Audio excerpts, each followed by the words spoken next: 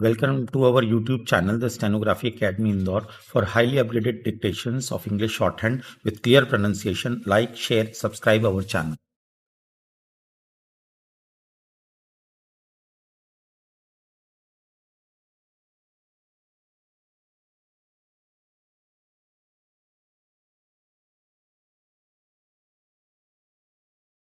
Transcription number 83, Kailash Chandra, 80 words per minute. Kindly be ready. 5 seconds left.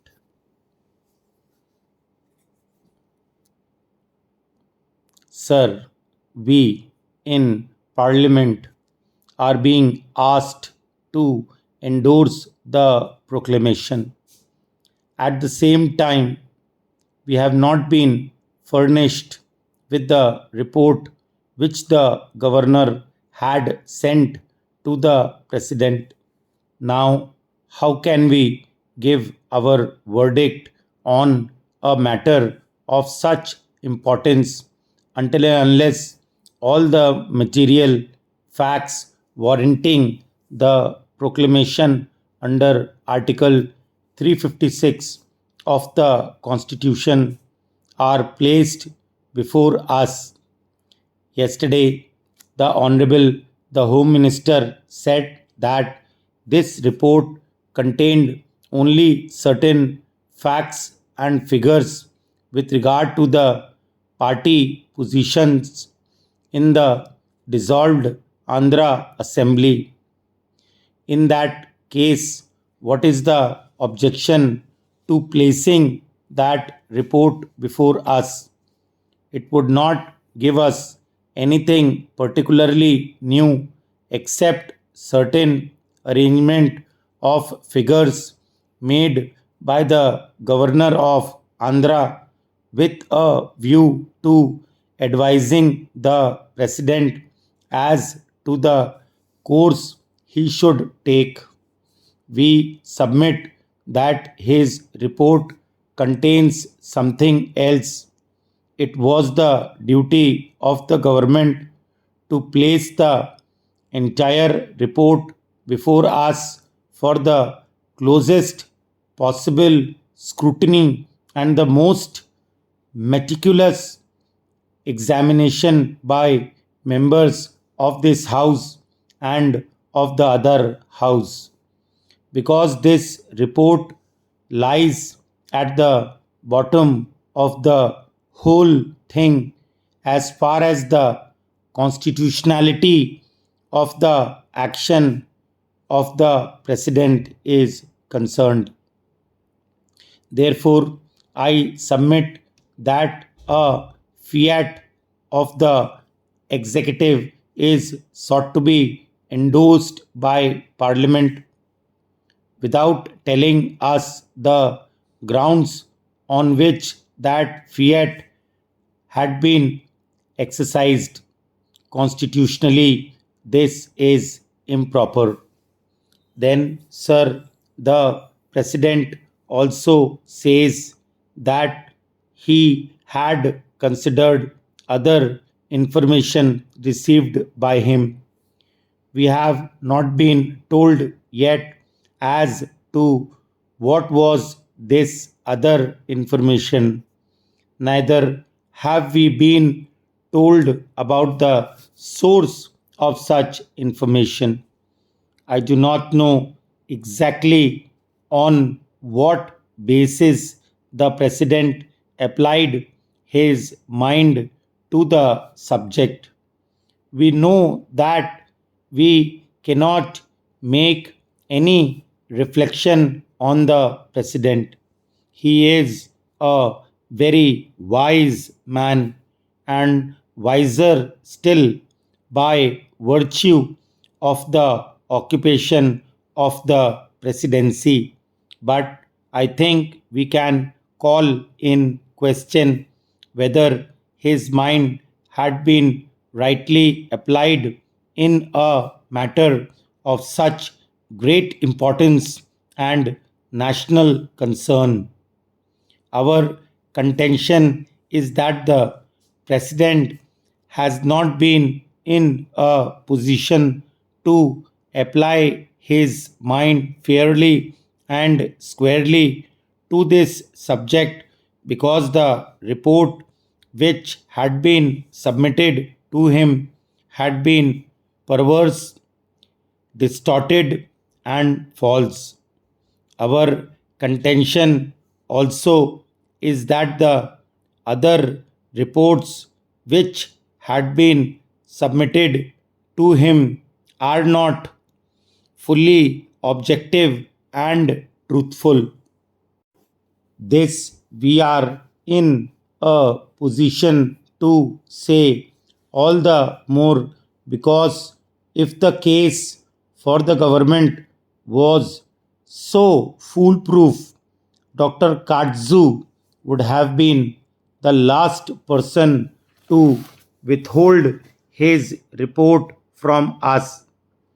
I think that something is wrong in the reports, and maybe the members of this house, having looked at the reports, would have discovered certain facts which do not go to justify the case that the government has sought to make out in support of the proclamation. Apprehending such a possibility, I think Dr. Katsu has thought it wise to withhold this report from the House.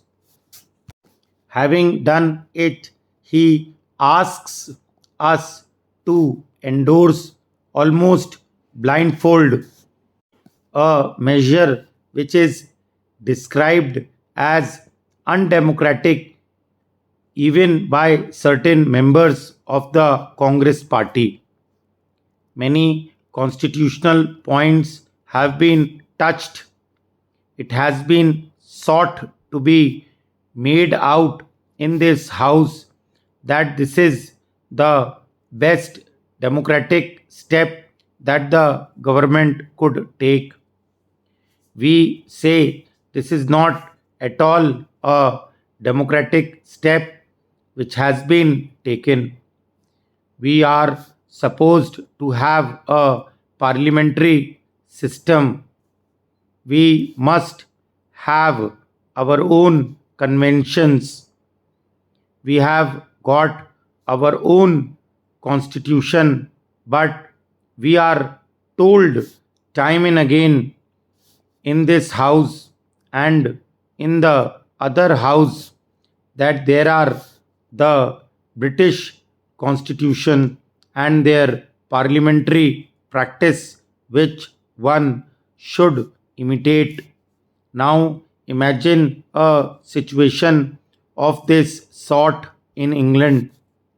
Would the Crown have taken such a measure at all if a certain party had been voted out of office by the opposition? I think in a comparable situation there, the king would have inevitably called the leader of the opposition to explore the possibilities of forming a government. Without doing it, he would have never taken recourse to extraordinary measures like this. If this method had been resorted to in the United Kingdom, a serious constitutional crisis affecting not merely the internal politics of the parliament but the political life outside would have ensued. In France, for instance, there are many parties. No party by itself enjoys an absolute or a comfortable majority. What happens there? Ministry is formed, and there we find the President takes upon himself the responsibility of exploring ways and means of finding whether any particular party or any leader of any party is in a position to present a government which would command the confidence of a certain majority in the Chamber of Deputies. Without resorting to that objective test, he does not take recourse to extraordinary measures. In the present case, I say this objective test has not been at all applied. One may or may not have certain feelings.